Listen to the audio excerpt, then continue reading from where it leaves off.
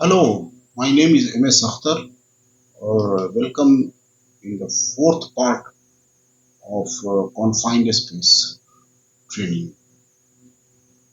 तो जैसा हमने पहले बोला था कि कॉन्फाइंड स्पेस प्रोग्राम एक बनाना होता है, हर एचएससी प्रोफेशनल के लिए को ही बनाना पड़ता है किसी साइट के लिए।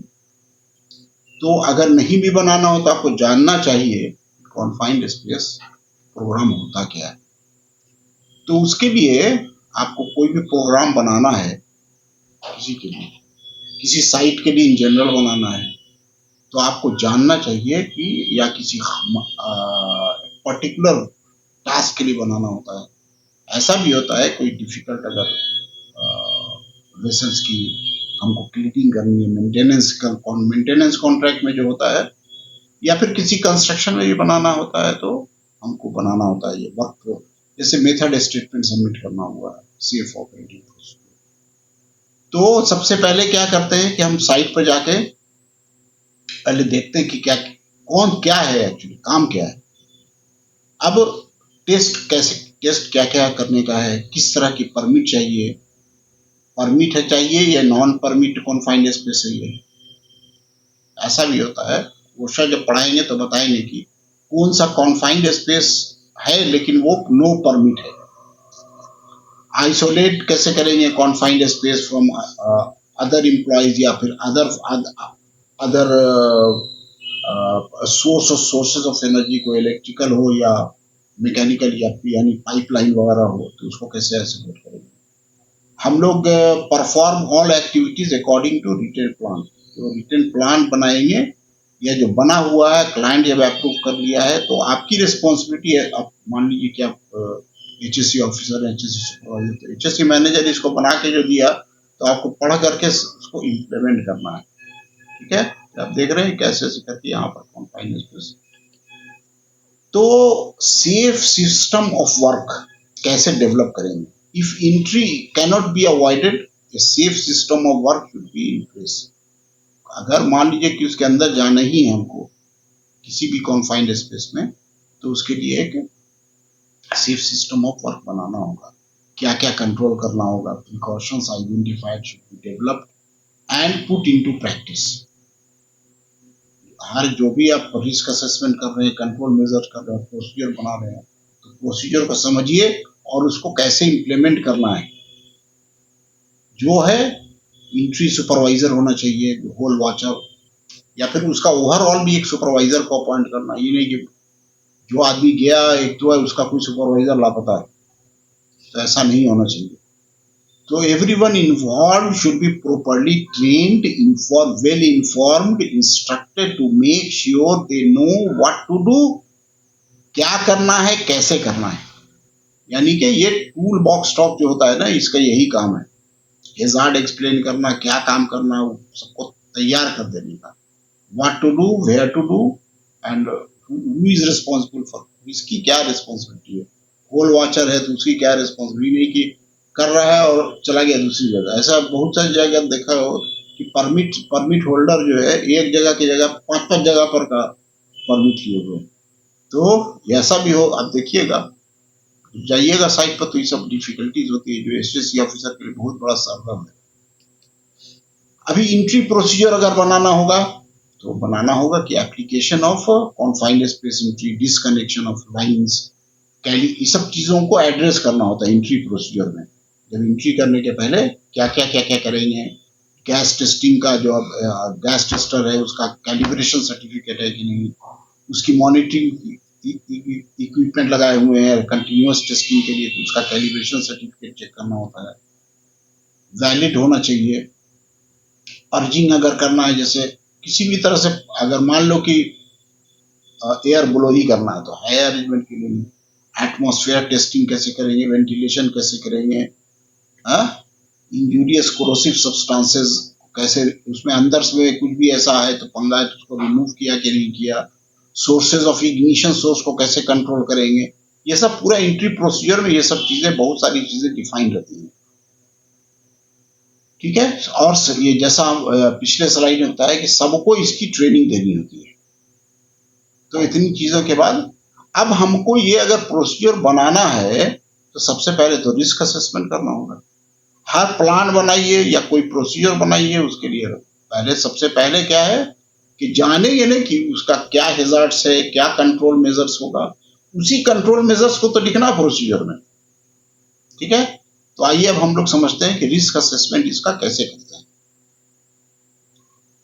ओके, तो कॉन्फाइंड स्पेस का हैजार्ड असेसमेंट कैसे करेंगे? Hazard assessment must be completed before any entry into confined space. किसी भी जगह पे करेंगे तो क्या करेंगे, sequence of work to be perform in the confined space, वो हैजार्ड असेसमेंट करेंगे। तो जैसे आप देखेंगे हैजार्ड असेसमेंट का भी हम एक चार्ट दिखाएंगे, तो एक्टिविटी स्टेप वाइज लिखते और उसके हर एक्टिविटी में क्या क्या हैजार्ड है, उस हैजार्ड का हम रिस्क लेवल देखते, कंट्रोल देखते कि इस कंट्रोल लगाने के बाद इसका जो हैजार्ड का जो रिस्क लेवल है वो परमिसिबल है कि नहीं, as far as reasonably practicable है कि नहीं, या जीरो कर सकते हैं, जितना कम कर सकते हैं उतना करेंगे हैजार्ड का रिस्क लेवल को, हैजार्ड के रिस्क लेवल को। हैजार्ड तो रिमूव नहीं कर सकते, अगर रिमूव कर सकते हैं एलिमिनेट तो एरिक पीडी जैसा बताया तो ठीक है, नहीं तो रिड्यूस करेंगे रिस्क लेवल को। नोन और एनी हैजार्ड नोन और एंटिसिपेटेड, ऐसा हो सकता है जैसे फ्लडिंग है, ऐसा हो सकता है तो नहीं वहां पे लेकिन हो सकता है। Control measures to be implemented to eliminate और reduce each of the hazard to an acceptable level, जैसा भी बताया। जितना भी कंट्रोल मेजर्स लगा करके हैजार्ड का रिस्क लेवल है उसको हम रिड्यूस कर देते टू द एक्सेप्टेबल लेवल।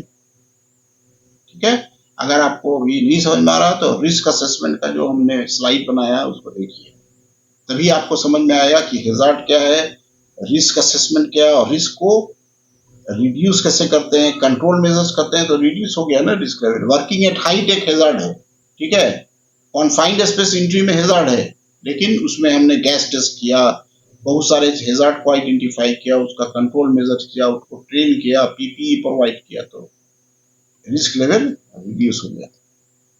ठीक है, hazard assessment, no entry shall be permit, कोई भी कॉन्फाइंड स्पेस में परमिट एंट्री नहीं होगी जब तक कि हैजार्ड असेसमेंट कर करके रिव्यू करके तमाम लोगों से डिस्कस करके हम इसको फाइनल नहीं कर दें कि ये कंट्रोल मेजर लगा रहे हैं, ये हैजार्ड है, ये कंट्रोल मेजर लगा रहे हैं, अब इसका रिस्क लेवल कम हो गया है। अगर सब एग्री कर जाते हैं तभी आदमी को एंट्री करेंगे। समझ रहे हैं, जो भी इंटर कर रहा है उसको पूरी तरह से इन्फॉर्म कर देंगे क्या क्या पोटेंशियल हैजार्ड क्या है एसोसिएटेड विद द, क्योंकि कॉन्फाइंड स्पेस में जो एंट्री होती है वो जितना भी आदमी एंट्री होता है उसका उसकी उसकी उसकी पर्टिकुलर ट्रेनिंग ही होती है। ट्रेनिंग करने के बाद भी पहले तो आप देखिए कि उसकी ट्रेनिंग हुई है कि नहीं, और ट्रेनिंग करने के बाद भी जो पर्टिकुलर वर्क है उसके बारे में भी एक्सप्लेन किया करना होता है।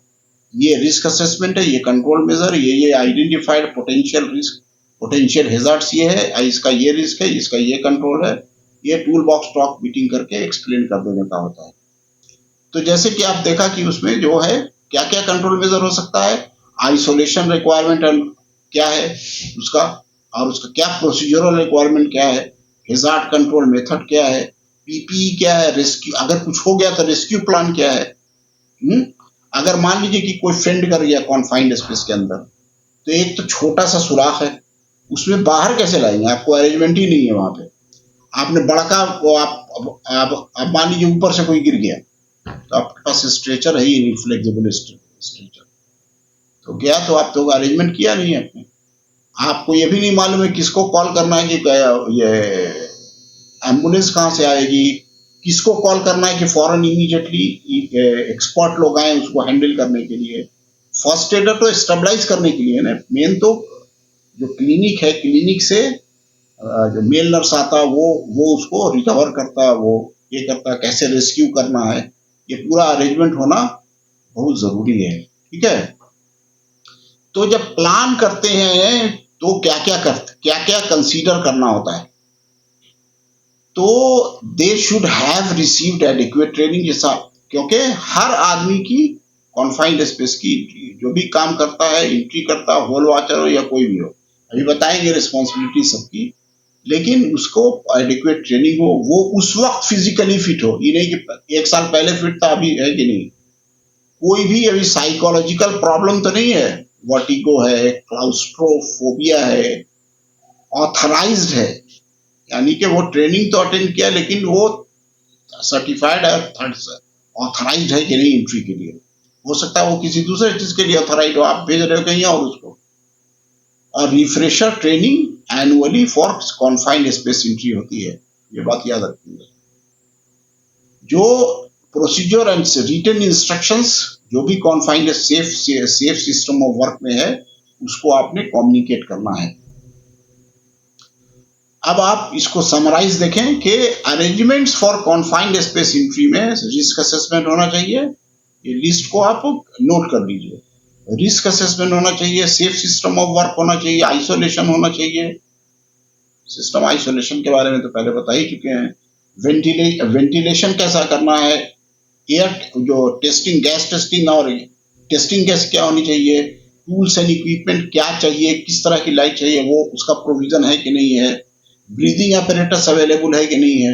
अगर ऐसा कुछ हो गया तो जो रेस्क्यू करने जा रहे हैं, अगर ऐसा पॉसिबिलिटी है कि एस्फिक्सिएशन हो गया तो जो जा रहा है वो उसको उसके पास स्काबा है कि नहीं है, प्रोविजन रेस्क्यू हार्नेस है कि नहीं है, जैसे ट्राइपॉड लगा के अगर मैन होल में गया तो, और अगर वेसल्स में गया तो उसको कैसे आपके पास प्रॉपर स्ट्रेचर है कि नहीं है, एम्बुलेंस कैसे बुलाएंगे, ये सभी चीजें आपको मालूम होना चाहिए। परमिट, प्रॉपर परमिट है कि नहीं है, फर्स्ट एड अरेंजमेंट है कि नहीं है। तो कॉन्फाइंड स्पेस हैजार्ड असेसमेंट को प्रायर टू एंट्री एक कॉन्फाइंड स्पेस जितना भी आदमी इन्वॉल्व होगा उसको इंस्ट्रक्ट करेंगे in hazard associated with the work. ये जैसा हमने बार बार बोल रहे हैं, हैजार्ड असेसमेंट करके ये बीमारी हर जगह है। हैजार्ड अभी सब कुछ हो गया, सब अप्रूवल भी हो गया, लेकिन जब काम करने लगे तो वो ऑफिस में रखा हुआ है। वो साइट पर पूछा गया किसी से कि हाँ जी तुमको बताया गया क्या क्या खतरा है, क्या क्या कैसे कंट्रोल है, हाँ ना, अरे पूछा सुपरवाइजर से, अरे इसको तो क्या नहीं सर, किधर है तुम्हारा वर्क प्रोसीजर, जो हैजार्ड रजिस्टर वर्क प्रोसीजर, वो तो सर ऑफिस में रखा हुआ है, अप्रूवल हो गया, हाँ अप्रूवल हो गया है। अरे तो काहे को अप्रूवल हुआ भाई, जब उसको जो काम कर रहा है वो उसको पता ही नहीं है। दूसरे ये यहाँ पर एक चीज आप याद रखिएगा कि जो हैजार्ड रजिस्टर बनाते हैं उसमें कंट्रोल मेजर्स जो होता है वो एचएससी प्रोफेशनल के लिए चेकलिस्ट भी है, उसको हमेशा अपने पास रखिए और उसको देखते रहिए कि ये कंट्रोल मेजर इस हैजार्ड के अगेंस्ट है, तो ये कंट्रोल मेजर्स है कि नहीं और कितना इफेक्टिव है। जैसा हमने एक स्विच चीज मॉडल बताया ना, अगर आप कंट्रोल मेजर्स में होल है तो एक्सीडेंट होगा, कंट्रोल मेजर्स है ही नहीं। तो ये एक टिपिकल किस्म का एक चेकलिस्ट है, जो आप चेकलिस्ट आप क्लाइंट का भी यूज कर सकते हैं। ठीक है, okay, thank you for watching. I once again I am keep on requesting you, please subscribe my channel, give your comment, if you like, you don't like, tell me what else you want, क्या और किस क्या क्या clarify कर सकते हैं, किस किस चीज पर वीडियो बनाना चाहिए।